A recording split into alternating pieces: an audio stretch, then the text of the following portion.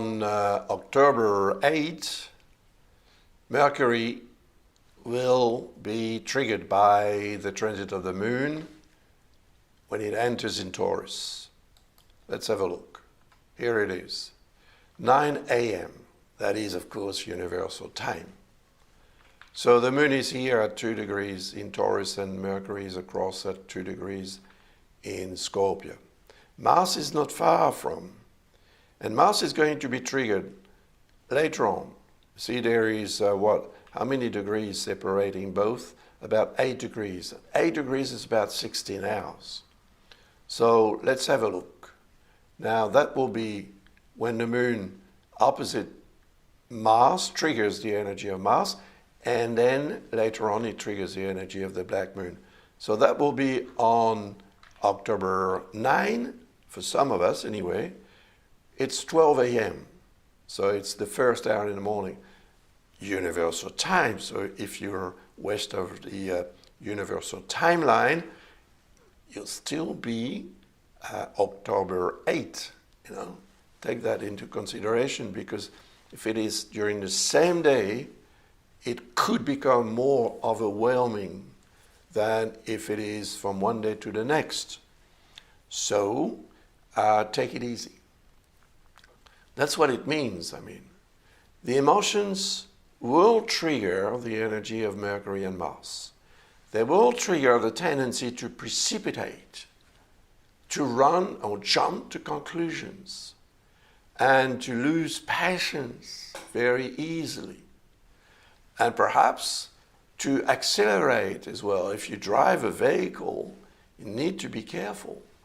If you use tools or anything that could become a weapon that can turn against you, take it easy. Try to remember what I'm saying. Well, it's very early in the morning or late at night, so you could also enter into a discussion with someone that could turn out to become a conflict. So yeah, take it easy. On October 8 and October 9, because later on again on October 9, the moon is going to trigger the energy of the black moon, see? So then whatever is the darkish area of your life, I'm getting dark as well, the sun is gone. I'll just pull the curtain a bit, get more light, for God's sake. Thank you very much.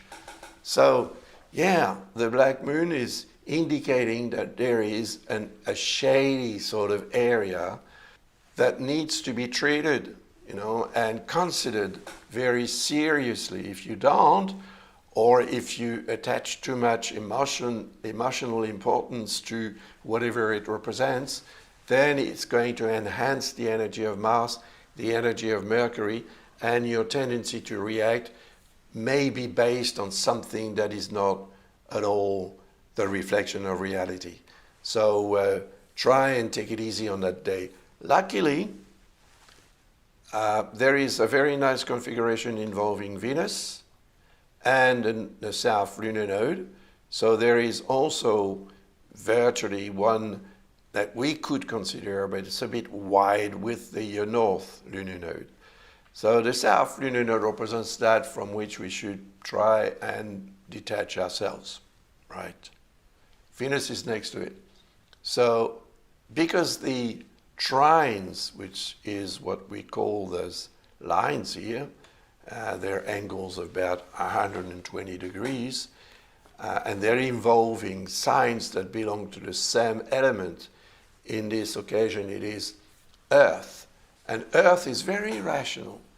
And even though the moon may indicate our irrational tendency or facet or side of our personality, linked to Venus, it will increase our creativity and maybe as well our compassion to avoid perhaps the conflict that I was mentioning earlier due to this transits of Mercury, Mars, and the Black Moon in Scorpio.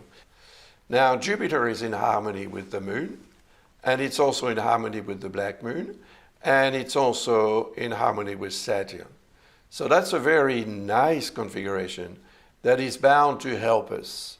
And so whatever happens, even though there may be a risk of conflicts or incidents or even accidents, you never know, it shouldn't be such a problem, in fact. We will be protected by Jupiter.